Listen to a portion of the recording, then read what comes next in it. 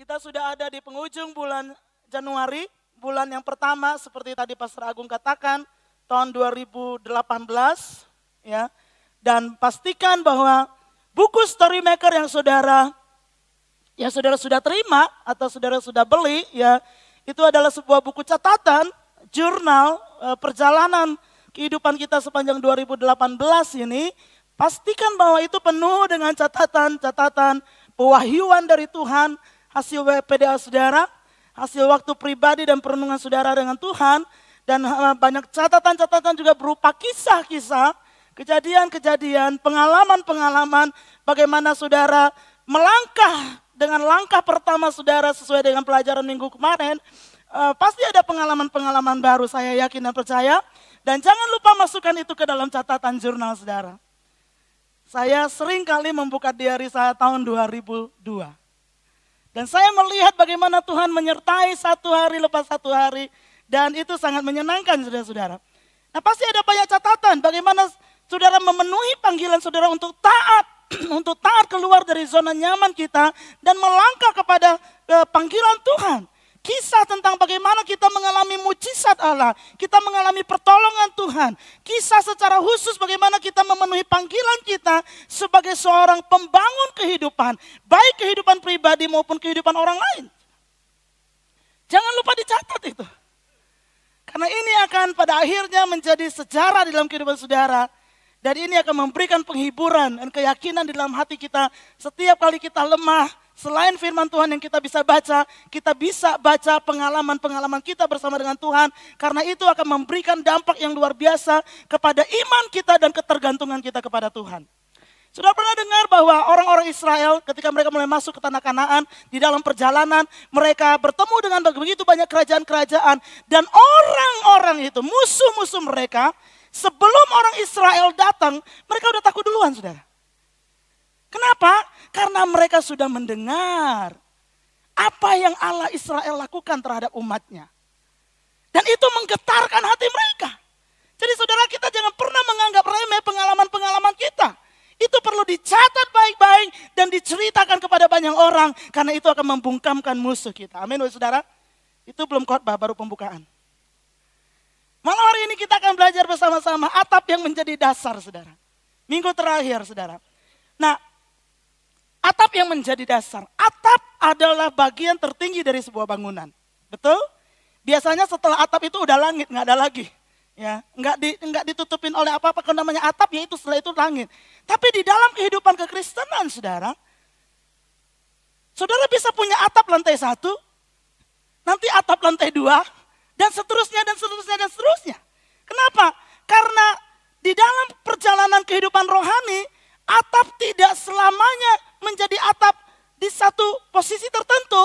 Tetapi kehidupan rohani adalah sebuah perjalanan kehidupan yang progresif sifatnya. Ada progres. Progres itu berbicara tentang pergerakan maju. Ada pergerakan maju, kenapa? Karena kita ditetapkan untuk mengalami bukan saja di satu kemuliaan, tapi dari satu kemuliaan kepada kemuliaan yang lebih besar. Makanya itu sifatnya progresif. Jadi kalau ada orang Kristen yang berhenti bertumbuh, sebenarnya dia tidak mengalami progresif. Dan dia tidak bertumbuh sebenarnya. Dia bantet saudara. Nah Bapak saudara yang kasih dalam Tuhan, bagaimana kita bisa mencapai kehidupan iman yang progresif, itu yang menjadi pertanyaan pada malam hari ini. Yang pertama saya ingin katakan, dari pembelajaran firman Tuhan pada malam hari ini, kita harus taruh di dalam diri kita sebuah kesadaran dan keyakinan bahwa kita dipanggil untuk sebuah proyek pembangunan. Kita dipanggil untuk sebuah proyek pembangunan, yaitu pembangunan tubuh Kristus. Bukan cuma sekedar datang kepada Yesus and do nothing. Tapi kita datang kepada Yesus dan mengalami sesuatu di dalam kehidupan kita dan mengikuti apa yang Yesus panggil di dalam kehidupan kita, itu yang disebut dengan progress, saudara. We are called for something. Kita dipanggil untuk sesuatu yang sangat besar. Kita dipanggil untuk sesuatu yang sangat mulia. Kita dipanggil untuk sesuatu yang sangat hebat di sepanjang sejarah umat manusia. Kita dipanggil untuk sesuatu yang kekal sifatnya, saudara-saudara. Dan ini yang menjadi excited di dalam kekristenan, saudara. Jadi kalau Kristen kita ya. Kalau ditanya gimana kabarnya, ya gitulah. Ya gitulah. Satu kali ya gitulah masih mending saudara, manusiawi ya. Tapi kalau tahun 2017 ditanya gimana kabar kehidupan kerohanian, gimana pertumbuhan karakter, gimana pertumbuhan iman, ya gitulah masih ke gereja sih. Saya harap tahun 2018 nggak cuma sekedar ke gereja. Ke gereja pun banyak kategorinya saudara. Tahun 2017 ke gereja, tapi dalam 54 minggu ya lumayanlah 90% saya ke gereja. Di hadapan tahun 2018 ada peningkatannya, amin. Tapi ke gereja bukan sekedar ke gereja mungkin tepat waktu. Bukan cuma tepat waktu, bahkan sebelum ibadah dimulai. Bukan cuma datang dan duduk manis di dalam gereja, tapi berpartisipasi dalam ibadah perayaan yang sangat hebat, dalam pujian penyembahan kepada Tuhan, dalam persembahan yang diberikan kepada Tuhan. Bukan cuma sekedar berpartisipasi di dalam pujian penyembahan kepada Tuhan, kita mulai memikirkan bagaimana caranya supaya saya bisa menjadi diri saya yang lebih baik lagi. Dan itu dipikirkan terus saudara, itu yang disebut dengan progresif. Saudara, kalau kita mau siap di dalam kehidupan kita, Tuhan mau mengerjakan sesuatu yang incredible, yang kita nggak bisa imagine. Saudaraku, kalau saya lihat kehidupan bertahun-tahun ke belakang, ya ampun, sangat jauh berbeda, saudara. Ketergantungan kepada Tuhan, keyakinan kepada Allah, kehausan, kelaparan akan kebenaran firman Allah, inspirasi, pewahyuan, oh itu sangat luar biasa, saudara. Dan saya rindu semua kita mengalami ini. Terlebih Tuhan merindukan itu, saudara. Because He has prepared something very, very big for you. Sangat luar biasa, saudara. Nah, kita dipanggil untuk membangun tubuh Kristus. Siapakah tubuh Kristus, saudara? Roma 12 ayat 5 berkata demikian juga, walaupun banyak adalah satu tubuh di dalam Kristus, tetapi kita masing-masing adalah anggota yang seorang terhadap yang lainnya. Siapa itu tubuh Kristus? Saudara, tubuh Kristus bukan cuma orang yang duduk di sebelah saudara. Tapi tubuh Kristus, diri saudara sendiri dan saya. Saya adalah tubuh Kristus. Orang di sekitar saya yang sama-sama percaya kepada Yesus adalah tubuh Kristus, saudara. Nah pertanyaannya adalah bagaimana dan dari mana kita mulai membangun tubuh Kristus? Dari mana saya memulai membangun diri saya dan membangun orang-orang di sekitar saya? Karena kita dipanggil untuk menjadi pembangun. Nah, kalau saya boleh tanya saudara, siapa bapak pembangunan? Nggak berani ngomong lagi saudara. Nggak ditangkap saudara. Kita kenal sepanjang sejarah dari SD, SMP, S3 ya, SD, SMP, SMA gitu ya. Bapak Soeharto adalah bapak pembangunan. Tapi saya mau perkenalkan kepada saudara pada malam hari ada seorang bapak pembangunan di dalam Alkitab. Selain Yesus, dia adalah pembangun yang sejati, Rasul Paulus.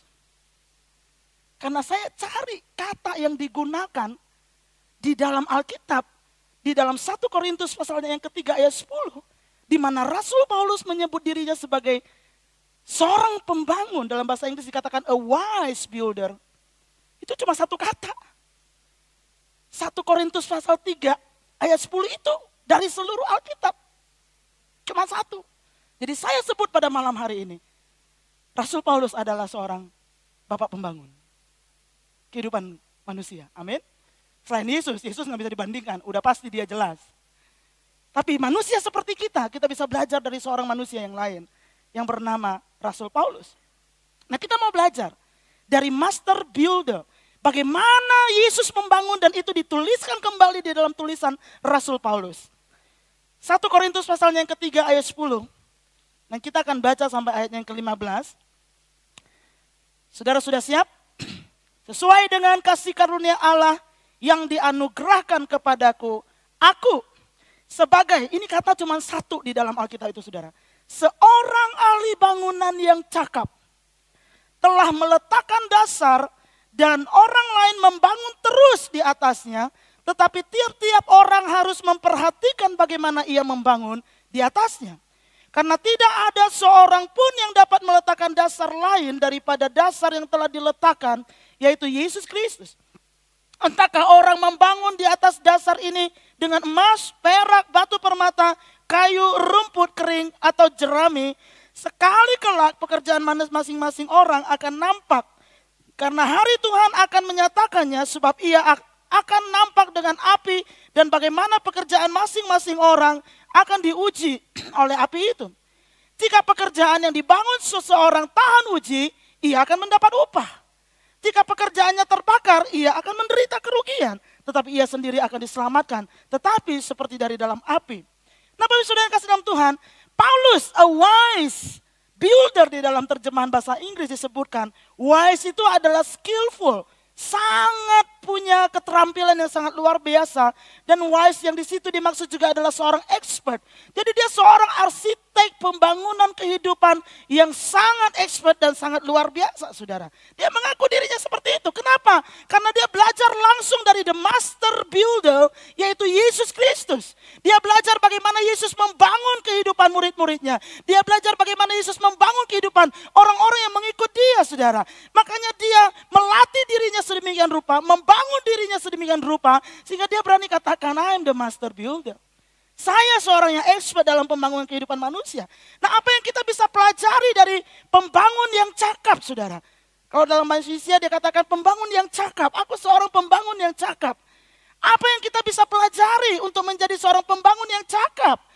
Nah, yang pertama, saudara, pembangun yang cakap memulai dengan dasar bangunan. Yang pertama dibangun adalah dasar bangunan. Kenapa dasar bangunan? Karena dasar bangunan itu adalah bagian yang sangat penting dari sebuah bangunan. Sama, bangunan fisik maupun bangunan kehidupan. Dasarnya sangat penting. Karena sebuah dasar pembangunan atau bangunan itu menentukan seberapa tinggi bangunan itu bisa ditambah. Dan seberapa kuat bangunan itu bisa menahan gempa seperti hari Jumat kemarin. Saudara merasakan gempa? Pintu gereja kaca tuh sampai gitu loh, saudara. Semuanya kabur dari lantai 3, lantai 2 turun ke bawah, saudara ya. Nah, dasar bangunan itu sangat penting, saudara. Makanya para pembangun, orang-orang yang membuat bangunan merencanakan dan menyediakan waktu yang begitu banyak, energi yang begitu banyak, uang yang begitu banyak, hanya untuk peletakan dasar. Karena dasar itu penting. Akan menentukan kekuatan sebuah proyek, bagi saudara. Tanpa dasar yang kuat, sebuah proyek bangunan ada di dalam masalah. Sama dengan kehidupan kita. Kalau kehidupan kita nggak punya dasar yang kuat, maka kehidupan kita sedang dalam masalah, saudara. Karena gempa itu nggak ngomong-ngomong dulu. Besok sore jam 3 ya, siap-siap. Nggak ada, saudara. Lagi ngitung duit yang di atas ya. Lagi nyatet, ini kenapa jadi gemeteran gitu.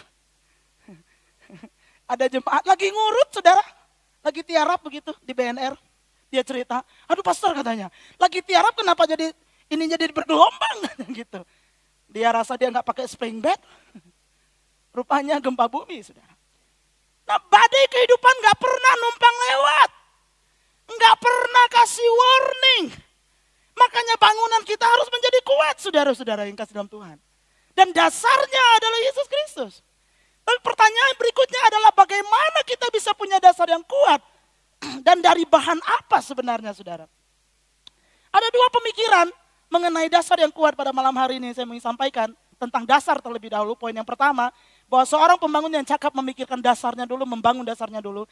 Bagaimana saya bisa membangun dasar kehidupan dan dari bahan apa untuk menjadi dasar kehidupan yang kuat? Lukas pasalnya yang ke-6 ayat 47 dan 48. Yesus berkata, setiap orang yang datang kepadaku dan mendengarkan perkataan serta melakukannya, aku akan menyatakan kepadamu dengan siapa ia bisa disamakan. Saudara, ini sangat mudah dimengerti kalimatnya. Setiap orang yang datang kepadaku, yang datang kepada Yesus dan mendengarkan perkataan Yesus serta melakukan perkataan Yesus, Yesus akan mengatakan kepadamu dengan siapa ia bisa disamakan. Ia sama dengan seorang yang mendirikan rumah. Orang itu menggali dalam-dalam dan meletakkan dasarnya di atas batu. Ketika datang air bah dan banjir melanda rumah itu tidak dapat digoyahkan karena rumah itu kokoh dibangun.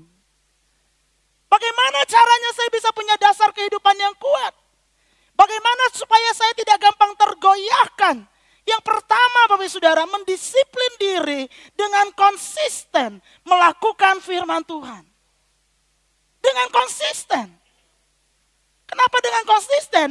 Karena setiap hari, bahkan setiap tarikan nafas kita, setiap detik, setiap menit, kita diperhadapkan mau taat kepada firman atau tidak taat kepada firman. Dan saya ingin saudara mengajak saudara membayangkan saudara. Saudara bisa sebutkan bahan bangunan yang paling bagus di atas muka bumi ini. Bayangkan ketika kita taat kepada firman, di mana kita ada di dalam dua pilihan, mau bohong atau mau jujur. Mau mengasihi Tuhan atau mengasihi dunia. Memilih untuk khawatir atau percaya kepada Tuhan. Memilih untuk takut terus menerus atau percaya kepada Tuhan Yesus.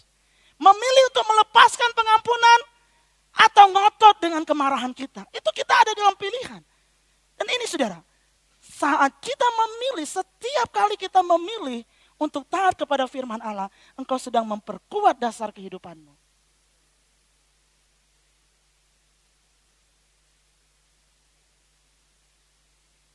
Kenapa itu bisa terjadi? Nah, banyak orang percaya gagal untuk mendisiplin diri untuk taat kepada firman secara konsisten. Kami mementor seorang anak remaja namanya, nggak terlalu konsisten, tapi dari muda kita tidak bisa anggap remeh, itu tetap mesti diajarkan. Mandi, anak belasan tahun loh, nggak suka mandi, lucu kan? Ya kan? Kamu udah mandi dek? Udah kak. Saya dapat laporan dari rumah, dia suka buang airnya tapi dia nggak mandi. Tapi ditanya, mandi nggak? Mandi. Tapi kelihatan dakinya di.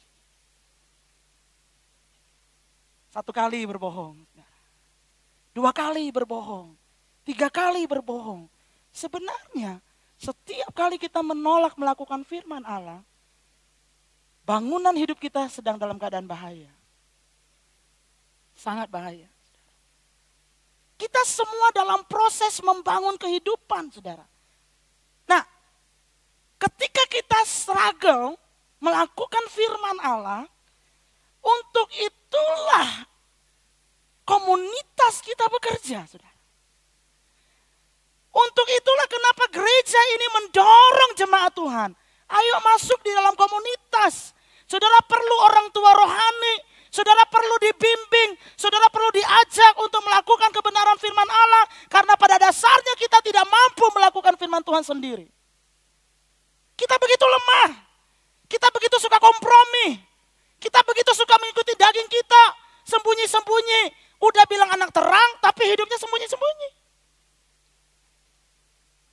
Saya jadi ingat Bapak Saudara, kisah tentang Petrus dan Yohanes. Ya. Kisah tentang Petrus dan Yohanes ketika mereka pergi beribadah di dalam bait Allah dan di Yerusalem dan mereka bertemu dengan seorang yang duduk minta-minta, ada ceritanya itu? 1 orang buta duduk minta-minta tiap-tiap hari di pinggir jalan. Nah, saudara, ada kisah tentang Yesus, tentang itu. Ada kisah tentang Petrus dan Yohanes yang dicatat dalam Kisah Para Rasul. Dan ini yang menginspirasi saya, kenapa kita butuh orang lain untuk melakukan firman Allah, saudara. Saudara bayangkan orang ini buta dan firman Allah catat dia buta sejak lahir. Dia lumpuh sejak lahir, nggak bisa berbuat apa-apa. Hanya duduk tiap hari di gerbang bait suci dan minta-minta uang. Dan pada waktu itu dia minta-minta kepada Petrus dan Yohanes yang sedang lewat. Dan Petrus dan Yohanes berkata kepadanya, emas dan perak tidak ada padaku, tetapi yang ada padaku aku berikan padamu. Dalam nama Yesus, nama anak orang Nazaret itu, bangkitlah dan berjalanlah, saudara. Dan apa yang dilakukan? Apakah Petrus kemudian lihat begini aja? Terus orangnya bangkit sendiri dan berjalan sendiri? Enggak. Petrus mengulurkan tangannya, membantu dia untuk bangkit berdiri. Kenapa? Karena seumur hidupnya dia belum pernah berdiri. Ada banyak kebenaran-kebenaran firman Allah yang seumur hidup kita belum pernah lakukan. Ada banyak pewahyuan-pewahyuan yang kita belum pernah ada di situ melakukannya. Belum terbiasa melakukannya. Sehingga kita butuh dorongan. Makanya ketika kita struggle melakukan firman Tuhan, maka life group akan menolong saudara. Ini akan terus dikatakan kepada saudara semua, saudara. Tidak ada yang sempurna di dalam life group. Kita mengerti semuanya itu. Karena kalau sudah sempurna udah bersama-sama dengan Yesus. Selama ada di dalam bumi tidak ada yang sempurna. Tapi percayakah saudara, waktu saya bergumul saya ada di dalam life group. Di dalam kelompok pelayan Injil bersama Pastor Arif. Dan dari waktu ke waktu kami sering ditanya bagaimana kehidupan ini dan itu dan lain sebagainya, saudara. Saya punya orang tua rohani.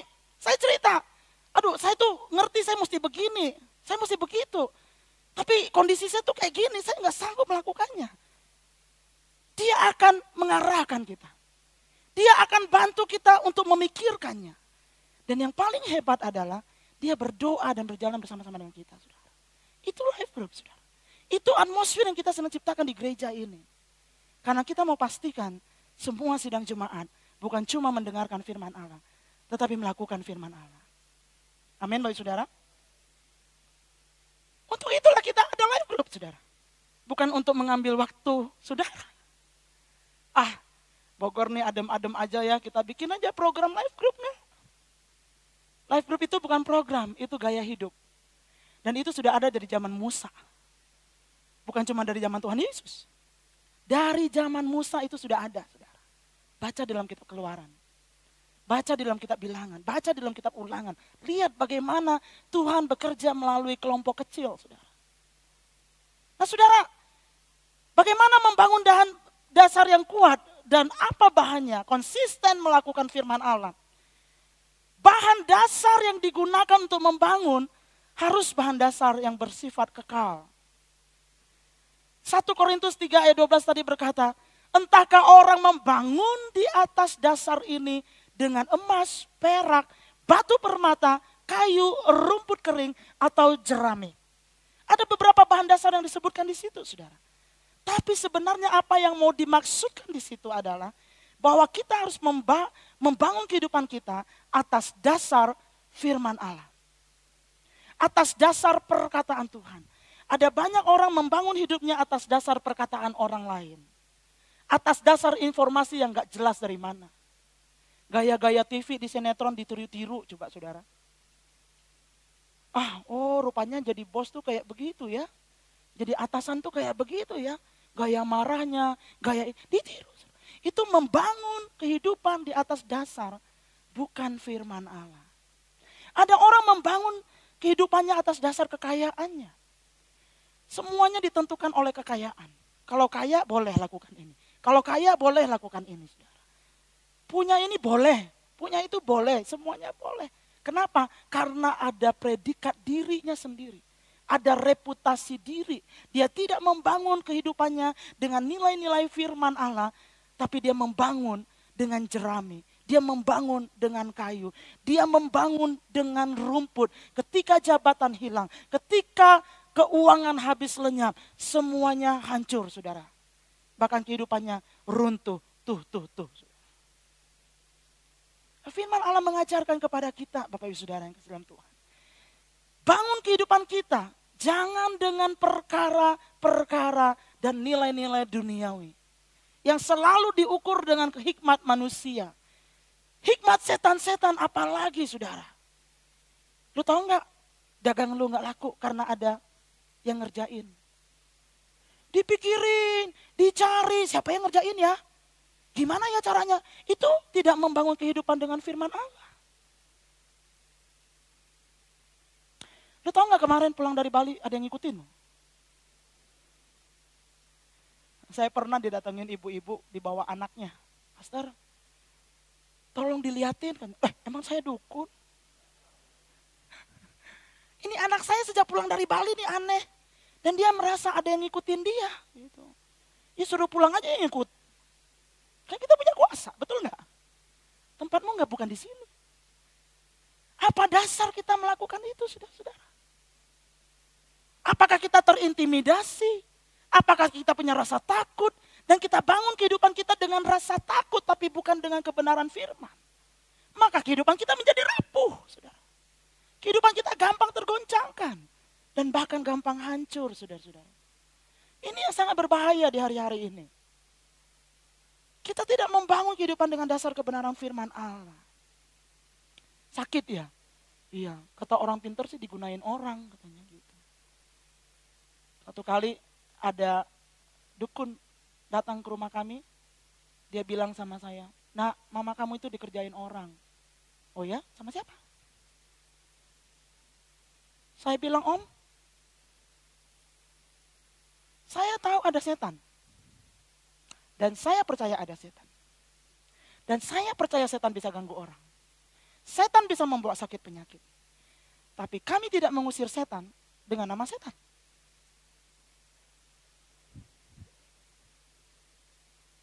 Saudara, ada yang kerasukan nih ya. Panggil ahli nujum datang. Itu setan ngusir setan. Yang tinggal apa? Saya nggak mau saya. Saya ngusir setan dalam nama Yesus. Supaya yang tinggal itu kerajaan Allah. Saya bilang karena itu masih om ya, jadi saya menghormati. "Om, terima kasih karena sudah nengokin mama saya, tapi jalan kita sangat berbeda." Saya tidak mau usir setan dengan setan karena yang tinggal itu setan. "Tapi kamu tuh nggak tahu setan itu datang sama om dan dia bilang dia yang ganggu mama kamu, dia bikin mama kamu sakit. Suruh dia datang sama om kan, om yang beresin bukan saya. Kenapa dia nggak datang sama saya?" Nah, saudara, kita diperhadapkan dengan zaman seperti itu. Dan saya mau kasih warning pada malam hari ini. Waktu saudara ada di dalam dunia usaha, hati-hati. Hal seperti itu sangat banyak. Dan kalau kita tidak hati-hati, informasi itu akan membangun kehidupan kita. Dan kalau informasi itu membangun kehidupan kita, maka sebenarnya kita tidak sedang membangun kehidupan dengan firman Allah. Yesus bilang, dalam Matius pasalnya yang ke-24 ayat 35, saudara catat saja ayatnya, saya bacakan. "Langit dan bumi akan berlalu, tetapi perkataanku tidak akan berlalu." Ada yang bilang, "Oh saya kalau jalan-jalan mesti bawa apa tuh? Garlic, what is that? Bawang putih." Saya pernah besuk ke rumah orang, bayi baru lahir. Lucunya di bayi, saya pegang-pegang kakinya. Saya pencet, "Loh kok keras?" Begitu buka ternyata bawang putih, saudara. Saya tanya, "Ini buat apa?" "Ngusir setan." Nggak ada ayatnya dalam Alkitab, saudara.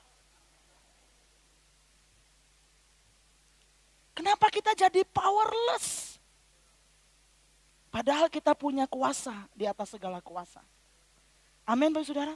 Kuasa di atas segala kuasa. Kuasa Yesus itu udah nggak ada lagi, saudara, nggak ada lagi yang lebih besar. Itu kekuatan yang terbesar yang seharusnya menjadi kebanggaan kita. Kesukaan kita, keyakinan kita, asuransinya kita tuh di situ. Bukan di tabungan kita, bukan. Asuransi kita adalah kuasa Allah yang menyertai kita, saudara. Saya nggak bilang saudara karena ada kuasa Allah saudara boleh hidup sembarangan, bukan itu maksudnya. Tapi kita nggak perlu takut dengan apapun juga. Apapun juga. Saudara tahu waktu Yesus bilang langit dan bumi akan berlalu tetapi perkataanku akan tinggal tetap. Itu dalam Matius pasal yang ke-24. Yesus sedang memprediksikan kehancuran bumi ini. Yesus sedang memprediksikan akhir zaman, saudara-saudara. Dia sedang memprediksikan kehancuran dari semua yang akan ada, yang akan datang. Dan di tengah-tengah kegoncangan, dia bilang bahwa gunung akan ada gempa bumi, akan ada kelaparan, akan ada peperangan, dan begitu banyak masalah di atas muka bumi ini. Tapi dia bilang hanya perkataanku yang tinggal tetap. Dan itu yang menjadi jaminan buat kita. Kalau kita bangun kehidupan kita dengan dasar firman Allah. Ketika kita percaya kepada perkataan Kristus, Roh Kudus akan tinggal dalam kita selama-lamanya. Nah, saudara bisa bayangkan kehidupan kita orang yang biasa. Saudara mau ada di toko, saudara mau jadi asisten rumah tangga, saudara mau jadi mahasiswa, saudara mau jadi ibu rumah tangga, dan apa saja yang kita bisa sebutkan. Tapi kalau kita adalah seorang yang percaya kepada Tuhan dan membangun kehidupan kita dengan nilai kebenaran firman Allah, taat kepada firman, dasar kehidupan kita adalah firman Allah. Setiap kali kita melakukan firman, Yohanes 1 ayat 1 berkata, pada mulanya adalah firman, Firman itu bersama-sama dengan Allah. Dan firman itu adalah Allah. Jadi waktu saya menerima firman itu. Dan saya menghidupi firman Tuhan. Sebenarnya yang saya terima itu bukan perkataan biasa. Tetapi Allah sendiri. Dan mengaktifasikan Allah di dalam kehidupan kita. Hidupku bukan aku lagi. Saudara. Makanya begitu dahsyat orang yang melakukan firman Tuhan. Begitu luar biasa saudara-saudara. Nah, makanya jika kita ingin Tuhan hidup di dalam kita, maka kita perlu mendisiplin iman kita setiap hari. Waktu berdoa dan belajar firman Tuhan. Kebiasaan ini akan membawa kita kepada kesehatan rohani yang sangat luar biasa. Memilih untuk tidak taat akan firman Allah membahayakan bangunan kehidupan kita. Sekarang mungkin belum saudara, karena saudara baru 1-2 kali gagal untuk taat kepada firman. Tapi kalau kita membiarkan itu terjadi. Saudara, saya banyak ketemu beberapa, bahkan keluarga saudara ya. Telepon, Cik, aku tuh langsung nangis. Cowok loh. Udah cowok orang dewasa lagi. Udah gitu, bos lagi saudara. Nangis. Ada sedikit berita dia nangis, dia takut, dia gentar, dia nggak tahu apa yang akan terjadi. Gimana cara ngelewatinya? Saya mulai telah dan saya mulai pikir, saya mulai berdoakan Tuhan, ini apa yang terjadi ya? Oh rupanya dia tidak punya komunitas di mana komunitas itu membicarakan firman Tuhan. Dia tidak mendisiplin dirinya untuk beribadah dalam rumah Tuhan dan dengar suara Tuhan. Ketika kita tidak melakukan itu semua, maka informasi yang lain akan masuk dan membentuk kehidupan kita. Dan itu yang membuat kita menjadi rapuh. Pembangun yang cakap, dia membangun terlebih dahulu dasar bangunan. Saudara mau jadi pembangun yang cakap? Mari bangun dasar kehidupan kita dengan benar. Pembangun yang cakap yang kedua, meletakkan dasar yang kuat agar orang lain bisa melanjutkannya. Tadi Paulus mengatakan di dalam ayat itu, ayatnya yang ke-11 tadi dikatakan, dan ayat 10 dan 11 dikatakan bahwa akan diteruskan oleh orang lain, saudara. Kenapa Paulus menuliskan itu? Karena memang ternyata tidak ada di antara kita yang hidup selama-lamanya. Ada satu orang yang dicatat dalam Alkitab namanya Henoh. Dia diangkat hidup-hidup ke surga dan sampai hari ini gak jelas. Bukan gak jelas, gak tahu dia udah ada di surga. Saudara. Tapi sisanya setelah itu, kita akan meninggal saudara. Walaupun kita gak meninggal, saya selalu bilang dengan diri saya sendiri, hidup kita ini ada musimnya. Ada musimnya kita di Bogor, ada musimnya kita mungkin di Jakarta, ada musimnya mungkin saudara pindah ke daerah yang lain, ada musimnya. Tapi dalam setiap musim kita bisa membangun. Kita bisa membangun kehidupan kita Bapak Saudara yang kasih dalam Tuhan. Nah, pembangunan kehidupan tidak berhenti ketika Yesus atau Paulus meninggal. Orang-orang yang mereka bangun gak berhenti saudara-saudara. Apa buktinya? Ketika Yesus sudah naik ke surga, kita melihat bagaimana kehidupan Petrus. Sekali khotbah 3.000 orang bertobat. Yesus nggak lihat itu sudah secara fisik. Itu tidak terjadi pada zaman Yesus ada bersama-sama dengan mereka. Tapi setelah Yesus nggak ada itu terjadi. Artinya apa? Dasar yang sudah ditaruh oleh Tuhan Yesus itu begitu kuat Bapak Saudara. Dan Petrus mulai membangun kehidupannya sendiri. Dan lingkungannya mulai membangun kehidupannya Bapak Saudara yang kasih dalam Tuhan. Demikian juga dengan Paulus. Apa buktinya Paulus? Saudara, kalau Paulus tidak memenuhi panggilannya sebagai seorang misionaris, saya nggak tahu bagaimana caranya Injil bisa sampai ke Bogor. Karena Paulus adalah orang yang menyeberangkan Injil dari Yerusalem, masuk sampai ke Eropa dan ke Asia Kecil dan ke tempat-tempat yang lain Bapak Saudara. Ada murid-murid Tuhan Yesus juga yang dipakai pada waktu itu. Jadi Paulus juga ketika dia meninggalkan dunia, tidak ada yang berhenti dari pembangunan, dari dasar-dasar yang dia sudah taruh. Karena dia sudah meletakkan dasar yang begitu kuat di dalam kehidupan beberapa orang. Termasuk di dalamnya Lydia penjual kain ungu. Termasuk di dalamnya Timotius yang suratnya kita juga pegang pada malam hari ini. Termasuk juga kepada Titus, saudara-saudaraku yang kasih dalam Tuhan. Kehidupan mereka berlanjut kehidupannya. Kenapa? Karena melalui kehidupan Rasul Paulus, dia sudah meletakkan dasar yang begitu kuat. Nah ini yang saya mau katakan bagi saudara. Suka atau tidak suka, lingkungan membangun atau meruntuhkan kehidupanmu. Suka atau tidak suka. Antara dua, lingkungan kita membangun kita atau meruntuhkan kita. Tapi saudara bisa bayangkan kalau kita sudah punya dasar yang kuat. kita tidak gampang untuk diruntuhkan. Pengenalan akan Allah, keselamatan dari Tuhan, saudara. Apa yang dicapai dalam usaha pelebaran kerajaan Allah di atas muka bumi ini, selain karena Roh Kudus, tidak terlepas dari dasar yang diletakkan oleh Paulus. Dan ini menjadi satu hal yang sangat luar biasa.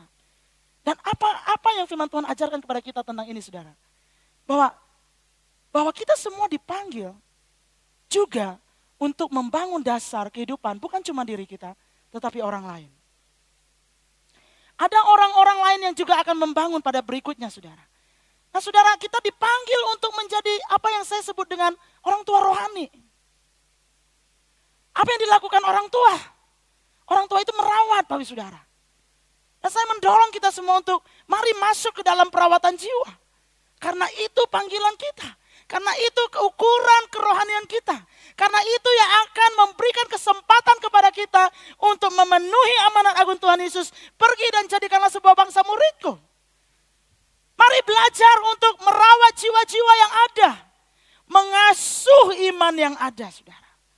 Saudara yang punya rumah tangga, asuhlah iman anak-anak saudara. Saudara yang ada di dalam life group dan menjadi leader, asuhlah jiwa-jiwa yang ada di situ. Iman mereka diasuh. Diletakkan dasar-dasar yang kuat, saudara. Ajarkan hal-hal yang dasar dengan keteladanan, dengan perkataan kita. Dan ini, panggilan ini tidak terlepas hanya untuk kategori usia tertentu saja. Siapapun yang percaya kepada Tuhan Yesus. Tuhan tidak mau kita selalu menjadi bayi rohani yang diletakkan dasar pada satu hari tertentu. Kita akan dipercayakan untuk meletakkan dasar atas kehidupan orang lain. Karena itu pun panggilan kita, saudara. Dengan sengaja kita membangun dasar untuk kehidupan orang lain, saudara. Sekalipun muda, tetap bisa jadi teladan. Ini yang hebat. 1 Timotius pasal 4 yang ke-12 berkata, jangan seorang pun menganggap engkau rendah. Karena engkau muda, saudara. Jadilah teladan bagi orang-orang percaya dalam perkataanmu, dalam tingkah lakumu, dalam kasihmu, dalam kesetiaanmu, dan dalam kesucianmu. Menantu-menantu bisa jadi teladan. Anak-anak bisa menjadi teladan untuk orang tua dalam hal iman. Siapapun kita pada malam hari ini dalam ruangan ini, kita semua bisa jadi teladan untuk orang-orang yang ada di sekeliling kita. Termasuk orang tua kita, termasuk dosen-dosen kita, termasuk siapapun yang usianya ada di atas kita. Kita bisa menjadi teladan melalui perkataan kita, tingkah laku kita, kasih kita, kesetiaan kita, dan kesucian hidup kita, saudara. Yang ketiga, saudara, pembangun yang cakap tidak terjadi dalam waktu satu malam. Arsitektur yang hebat, saya pernah membaca sebuah artikel seorang arsitek yang sangat luar biasa.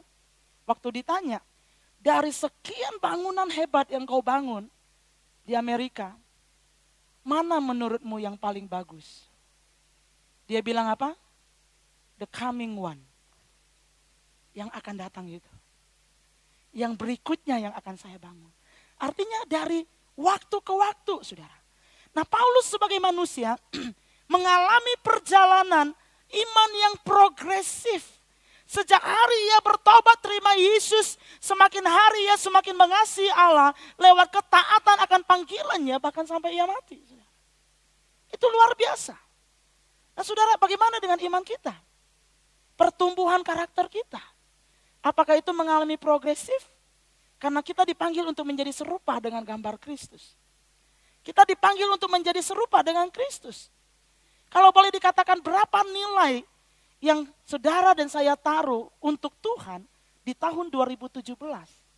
Kalau itu 5, akankah kita naikkan menjadi 6 di tahun 2018 ini? Itu sebuah tantangan. Kalau saya mau naikin 2006, apa saja tindakan yang saya harus lakukan?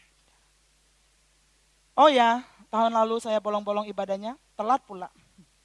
Tahun lalu saya sakit hati, tapi tahun ini saya mau lepaskan sakit hatinya. Saya mau bergerak maju. Kalau ada analogi tangga yang bisa dipakai, saudara. Kalau tahun 2017, saudara ada di tangga nomor 5. Dan dalam kurun waktu tertentu, tangga nomor 5 itu sudah menjadi dasar injakan saudara. itu sudah standar saudara. Itu sudah patokan saudara. Kalau orang lihat tangga nomor 5, orang lihat saudara. Kalau orang lihat saudara, orang tahu saudara ada di tangga nomor 5. Tapi kehidupan iman kekristenan tidak selalu ada di tanggal 5. Kalau dia progresif, maka kita akan naik ke tangga yang ke-6. Karena tanggal 5 sudah menjadi standar kita. Kita perlu naikkan setiap saat, setiap waktu. Karena kita sedang bertumbuh, saudara. Apa standar kita mengasihi Allah waktu-waktu kemarin? Apa standar kita yang sekarang? Apakah itu mengalami kenaikan dan progres atau tidak? Standar mengasihi Tuhan itu ada banyak hal, saudara. Cinta kita akan firman. Kerinduan kita akan hadirat Allah. Persekutuan dengan Tuhan. Pemberian kita kepada Allah. Ketaatan kita akan firman Tuhan. Berapa persen? Dari 12 bulan kita terima gaji. Berapa bulan kita kembalikan milik Tuhan?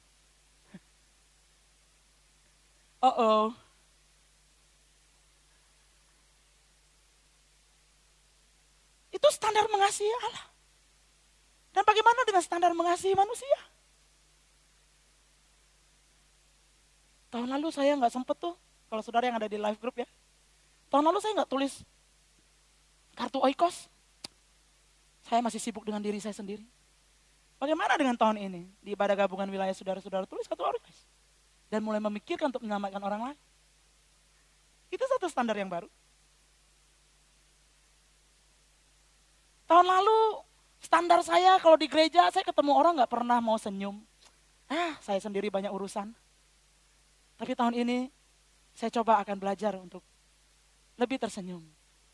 Kalau pemimpin pujian atau siapapun yang berdiri di depan sini katakan, ayo sudah berikan high five 5 orang. High five. Nggak tahu nih lagi pusing palanya. Nggak, tahun ini saya akan jadi lebih baik. Itu mengasihi manusia. Karena ada perintah agung yang Tuhan berikan kepada kita. Kasihilah Tuhan Allahmu dan kasihilah sesamamu. Dua-duanya sama-sama penting. Jadi kalau kita menaikkan standar kita untuk mengasihi Allah, kita juga akan menaikkan standar kita untuk mengasihi sesama kita. Amin saudara. Bangun standar kehidupan kita. Standar mengasihi Allah, nggak mau lagi malas-malasan ibadah hari Minggu.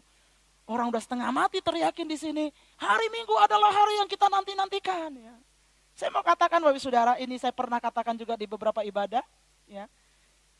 Orang-orang tua, kalau saudara males ibadah, nggak perlu diomongin, anakmu tahu ibadah itu nggak penting. Kalau saudara merasa memberi persembahan itu tidak penting, nggak usah diajarkan dengan perkataan, anakmu otomatis akan tahu tentang itu. Sama dengan kehidupan kita, saudara. Bagaimana di dalam masyarakat juga. Saya mau tutup dengan perkataan ini yang merupakan nilai di gereja ini yang kita sering bangun dan dengar bersama-sama. Life is a journey. Karena kehidupan itu adalah sebuah perjalanan, maka kita nggak boleh berhenti. Kita berhenti untuk tarik napas sebentar, tok, yes. Pit stop namanya. Tapi bukan stop forever. Oke? Saya lagi ada masalah. Saya mau berhenti pelayanan dulu. Nggak apa-apa. Bereskan dulu masalahnya. Tapi ada jangka waktunya, saudara. Maju lagi. Saya susah mengasihi dia. Tuhan bilang jangan marah sampai matahari terbenam. Maju lagi. Saya sudah berkali-kali mengampuni dia. Kali ini agak susah. Tarik napas sebentar, saudara. Renungkan lagi, berdoa lagi, Tuhan kasih saya kemampuan. Dan jangan lupa pada akhirnya memilih untuk memaafkan lagi. Sampai kapan kita harus terus mengalami pertumbuhan? Sampai kapan saya harus terus maju dan naik level? Sampai kapan saya harus menaikkan standar kerohanian saya? Firman Allah dengan jelas mengatakan dalam Efesus pasalnya yang ke-4 ayat yang ke-13. Sampai kita semua. Sampai saudara dan saya. Sampai orang-orang yang saya layani. Sampai keluarga saya. Sampai orang-orang yang ada di sekitar saya. Sampai kita semua semua telah mencapai kesatuan iman dan pengetahuan yang benar tentang anak Allah, kedewasaan penuh dan tingkat pertumbuhan yang sesuai dengan kepenuhan Kristus, sehingga kita bukan lagi anak-anak yang diombang-ambingkan oleh rupa-rupa angin pengajaran, oleh permainan palsu manusia dalam kelicikan mereka yang menyesatkan, tetapi dengan teguh berpegang pada kebenaran di dalam kasih kita bertumbuh di dalam segala hal. Bertumbuh di dalam segala hal ke arah Kristus. Ke arah Dia, Kristus yang adalah kepala. Sampai kita mengalami kepenuhan Yesus dalam kehidupan kita. Amin. Saudara mau terus naik level? Saudara mau terus mengalami progresif di dalam iman saudara? Saudara terus mau maju dan naikin standar saudara? Taruh dasar dalam kehidupan kita dengan dasar yang kuat. Kalau saudara mau pada malam hari ini, mari bangkit berdiri bersama-sama dan angkat tanganmu kepada Tuhan. Tuhan, saya mau mengalami progresif iman, faith progression. Mengalami progresif iman Tuhan. Tapi tentunya Tuhan, aku tidak mampu dengan kekuatanku sendiri. Tentunya ya Tuhan, aku tidak sanggup dengan kekuatanku sendiri. Menindaklanjuti komitmen yang minggu lepas minggu kita lakukan, itu bukan hal yang mudah saudara-saudara. Tapi malam hari ini kita mau datang kepada Tuhan dan berkata dan memohon kepada Dia. Dia ada di tengah-tengah kita dan Dia mau melimpahkan kekuatannya kepada kita. Dia mau mengaruniakan karunia-Nya yang besar dalam kehidupan kita, yaitu Roh Kudus akan memenuhi kita, memampukan kita, mengimpartasikan kepada kita di dalam nama Tuhan Yesus. Datang kepada Tuhan di dalam doamu dan seruanmu kepada Dia. Nyanyikan dan singar akan membantu kita menyanyikan pujian ini. Roh-Mu yang hidup,